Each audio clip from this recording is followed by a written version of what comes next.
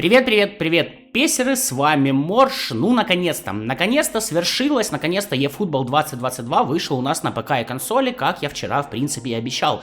Как оказалось, десятки людей вчера в моем видео услышали, что сегодня выйдет это все на мобилку. Представляете, не вышло. А представляете, я этого и не говорил. Но у людей свои вселенные, не буду я в них влезть. Огромное спасибо ребятам, которые действительно слушают то, что я говорю в видео. Я понимаю, что вас большинство, я понимаю, что вы не пишете комментарии, потому что вам и так все понятно. Но вот те, кто пишут, и те, кто задаются вопросом, просто их гораздо виднее, хотя я уже привык на самом деле, поэтому вам огромное спасибо за то, что слышите меня. Ребятам, которые пишут комментарии, которые не слышат меня, огромное спасибо за комментарии, это помогает продвигать видео, вы тоже полезны, вы тоже, черт возьми, полезны. Хочу я с вами поговорить о режиме Dream Team, который заменил у нас MyClub, в общем-то название сменилось, давайте смотреть, сменилась ли суть. Дали мне бонусы ветеранские, в 21-ю часть я немножечко играл на ПКшечке. Давайте заберу все это дело из входящих сообщений и посмотрим, что у нас здесь нового и интересного в принципе получилось. Сразу скажу, изменений достаточно много, как хороших, так и которые я не совсем понял, поэтому хочу вместе с вами разобраться. Я надеюсь на ваш отклик в комментариях, что вы думаете по этому поводу. Я все это дело забираю и давайте приступать к рассмотрению режима Dream Team. Хотя сначала, ребят, давайте полминуточки рекламы и продолжим. И сегодня я хочу вам порекомендовать канал про eFootball в Телеграме. Ребята постят новости, проводят различные конкурсы, лучшие голы, лучшие сейвы. Новости у них появляются одними из первых, так что если хочешь быть в курсе, обязательно подписывайся, ссылки в описании и закрепленном комментарии. Кроме этого, у них есть магазин аккаунтов, где ты можешь продать свой аккаунт или поменять, или воспользоваться услугами гаранта. А также есть чат, где, конечно, присутствую я. Почему бы и нет, давайте отправим Моржа, а вы пока что идите по ссылкам в описании и закрепе, переходите и участвуйте в жизни PES. Итак, идем зарабатывать кровно нажитые ветеранским бонусом ГПшечки, вроде миллион дали, кажется... Это же охренеть как много, ребят, вы охренеете, насколько это на самом деле немного. В общем, я сам немножечко охренел. Короче, цены такие, как я и постил в Телеграме. Левандовский стоит 1 200 000, чтобы его подписать на 365 дней. Да, контракты у нас теперь будут работать по дням, а не по количеству матчей. То есть игрок у вас может быть просто в составе, и в итоге у него закончится контракт, хотя ни одного матча он не сыграл. Вот такая вот у нас новая реалия игры. Кстати, сейчас мне показывает, что 17 716 человек онлайн. 17 000 для первого дня запуска новой игры, как это мало. Ну, ладно, цены на остальных игроков вы можете видеть на своем экране. Короче, моего 1 200 000 может хватить на Левандовского, но я все-таки подпишу Эрлинга Холланда. 85 он имеет рейтинг на первом уровне без прокачки, 194 сантиметра, 87 веса, и, конечно, вы можете видеть, насколько сильно порезали статы у всех абсолютно игроков, вот абсолютно, просто абсолютно у всех.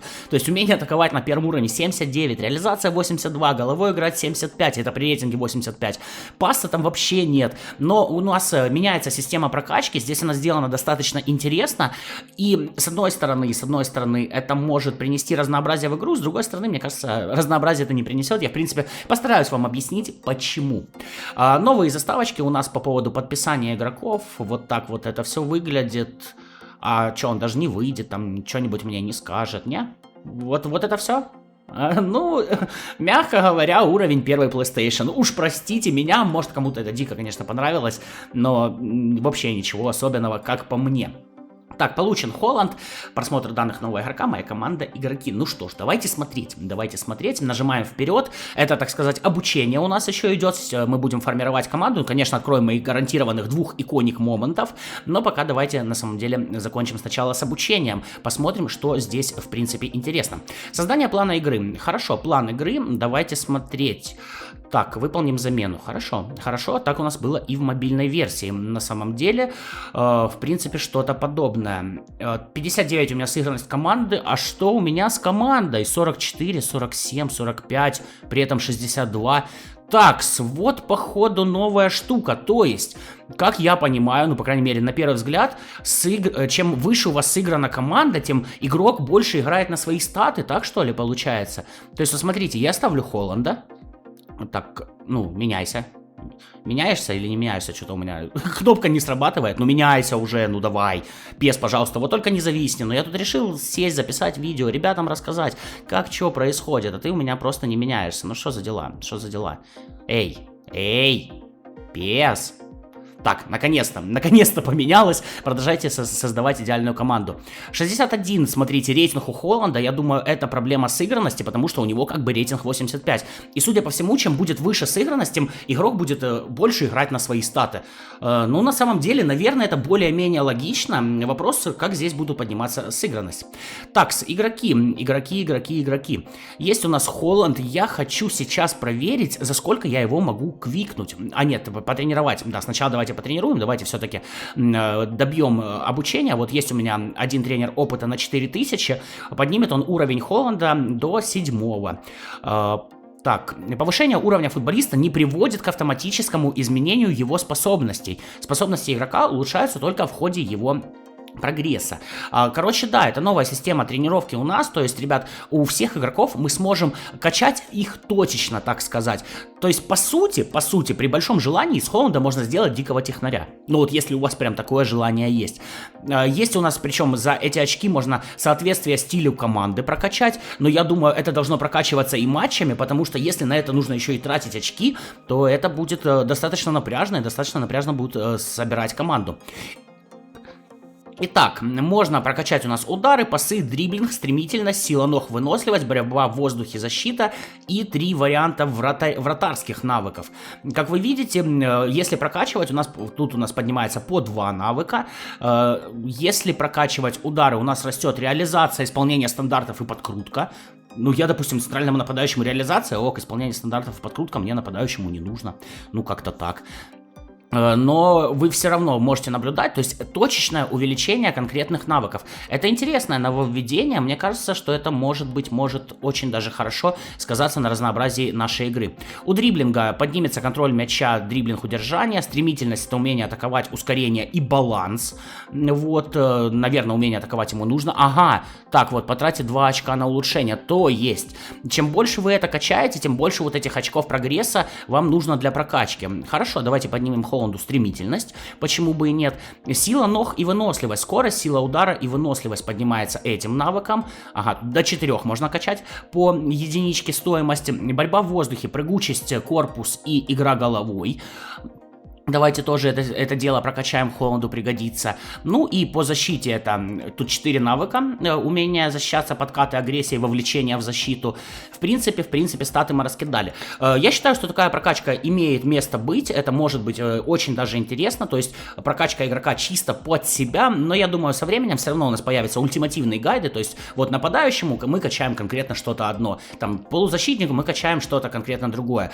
Если же у нас будет разнообразие, что, то есть полузащита, допустим, которая хороша в пас и в технику, будет играть как-то по-особенному, гораздо лучше, чем полузащита, которая физически сильна, то тогда это будет интересно, можно будет, что называется, команду подстраивать чисто под себя, и это будет здорово.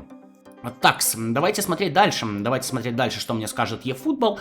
А ничего мне больше не скажет. Иди куда хочешь, играй где хочешь. Давайте сходим в контракты, наверное. Мне должны дать 2 гарантированных иконик момента. Вначале вы видели, я забирал их из почтового ящика. Вот, ветеранский бонус, но он почему-то легендарный. И для меня это на самом деле вопрос, потому что в почтовом ящике было четко написано iconic moments. Но мне дают легендарных игроков. И как вы видите по карточкам, это именно легендарные игроки. В каком виде здесь будут представлены иконы, мы до сих пор не знаем. Это реально какая-то очень странная хрень, что Konami нам не дает информации по поводу того, как это все будет.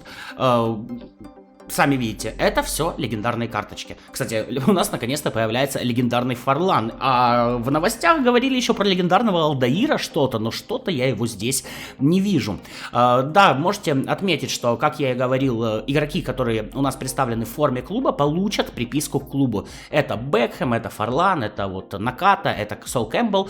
А те, которые, к сожалению, представлены на фотографиях в сборных, эту приписку к клубу не получат. Насколько это будет важно в каких-то ивентах в 22-й части, мне сказать сложно. Но я надеюсь, что это будет не очень важно, что у нас будут ивенты не просто по какой-нибудь приписке, не просто собрать 5500 очков, потому что это на самом деле напрягает. Ладно, открываем моего первого легендарного игрока в 22-й части. По-моему, немножечко другая анимация, но, блин, все равно, честно, уровень PlayStation 1, как по мне, неплохо. 4 звезды загорается. И кто это у нас? Серия А, Наката, что ли? Да, Наката мне выпадает. Ну вот здесь вот Наката смотрится, в принципе, достаточно достойно. Прикольно, свет преломляет волосы, выглядит симпатично, но сказать, что это просто какое-то вау, я бы не сказал. К сожалению, с дизайном у Konami всегда были проблемы, но нам с этим жить, у нас, к сожалению, другого выбора нет. Выпадает мне Наката, вот такая вот анимация, 84 он у нас на первом уровне, тоже его можно качать, само собой. Наверное, далеко не самый лучший улов по сути, но зато есть приписка Кроме. Почему бы и нет, почему бы и нет. Ну, давайте второго откроем легендарного игрока. Блин, я на икоников рассчитывал на самом деле, как-то это странно. Итак, куда меня на этот раз отправит? Это у нас английская премьер-лига, кто там? Сол Кэмпбелл, Бекхэм, 5 звезд. Бекхэм, что ли? Да, судя по всему, Дэвид Бекхэм мне выпадает. Вот это вот уже хорошее приобретение. Бэкс, как всегда, красивый, тут ничего не скажешь. Да, и карточка, в принципе, очень даже хороша.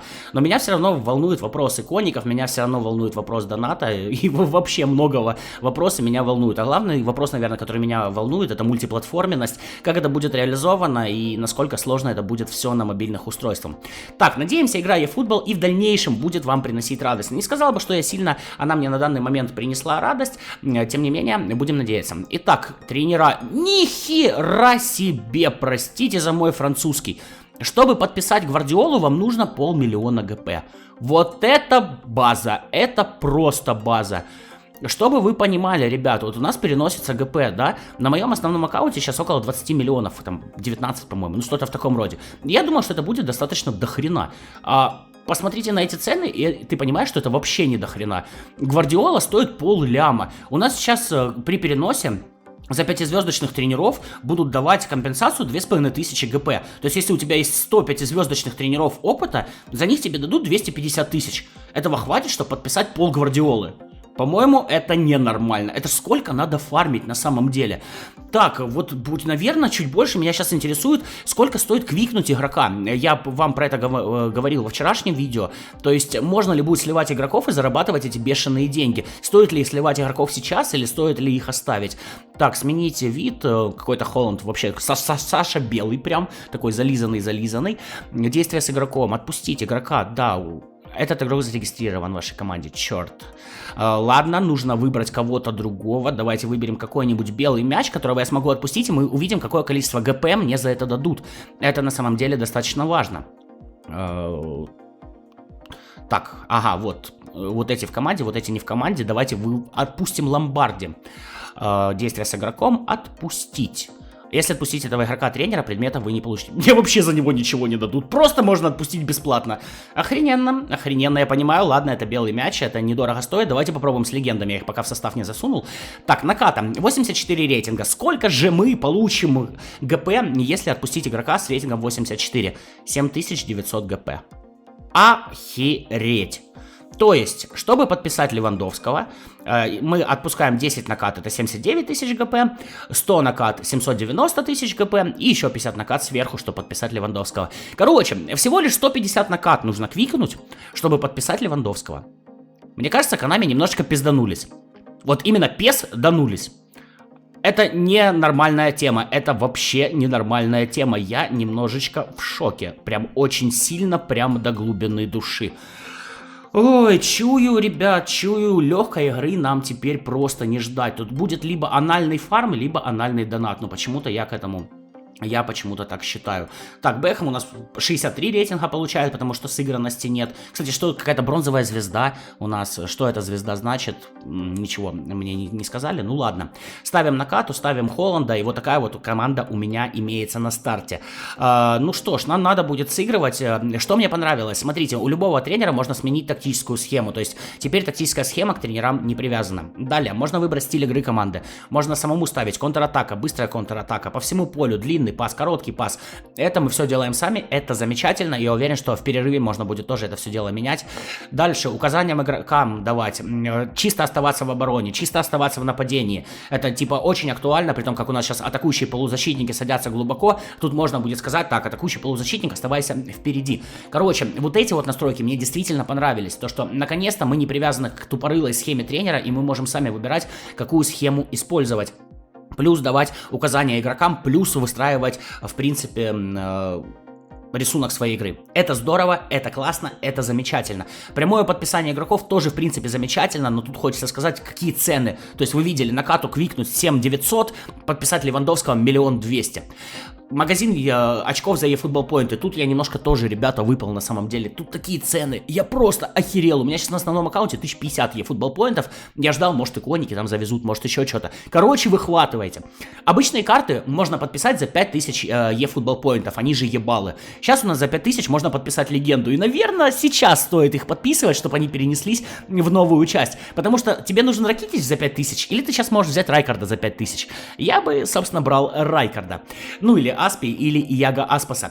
Большая проблема здесь с продлением контракта. Как я понял, контракты будут продлеваться только за eFootball Point'ы. И вы сейчас охереете просто. Вы знаете, как Задорнов говорил, тише, тише, тише, сейчас будет. Продление контракта на 60 дней стоит 25 тысяч eFootball Point'ов. Это просто охереть. Я не знаю, что сказать вот по этому поводу. Это нереальная цифра. За 25 тысяч мы иконика покупали. Мы в PS Mobile покупали иконика. Здесь 25 тысяч это продление контракта одного игрока на 60 дней. Даже не на год, а на 60 дней. Ну, про тренер опыта за 5000 или вот эти всякие штуки я вообще молчу. 5000 за тренера опыта. Ладно, да, там их 10 штук в принципе, ну хорошо, но все равно. Короче, если подвести какой-то вывод. В матче я пока еще не сходил, я думаю, сегодня ночью посижу, конкретно поиграю, расскажу вам про механику завтра уже и про все остальное. Но пока мне кажется, что да, есть, несомненно, очень хорошие находки. Это без сомнений по той же тактике, по той же прокачке игроков, это действительно классно. Но пока что по ценам у меня глазки вытекают. То, что нам вот все переносят, золото, ГП и так далее в мобильной версии, у ПКшников, кстати, и этого нет. Это, конечно, круто, но много ли мы сможем позволить себе в 22-й части на наши запасы? Это вопрос. На этом, ребят, буду прощаться, видео вышло долгим, жду ваших комментариев, ваше мнение по поводу того, что я показал, а я пошел наигрывать матчи, чтобы завтра вам подготовить ролик по геймплею. Так что, с вами был Морж, до новых встреч, пока-пока.